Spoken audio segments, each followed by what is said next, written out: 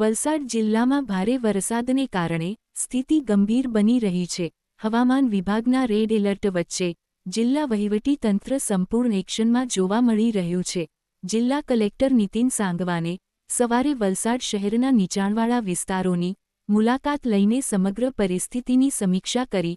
ઔરંગા નદીના વધતા જળસ્તરને કારણે કાશ્મીરાનગર વિસ્તારમાં પાણી ઘૂસી જવાની શક્યતા ઊભી થતાં તંત્રે સમયસર કાર્યવાહી હાથ ધરી.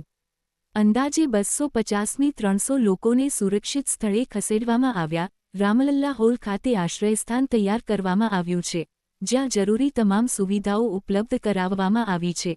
કલેક્ટરે એનડીઆરએફ, પોલીસ, નગરપાલિકા અને મહેસૂલ વિભાગના અધિકારીઓ સાથે સ્થળ પર જઈ બચાવ અને રાહત કામગીરીનું નિરીક્ષણ કર્યું.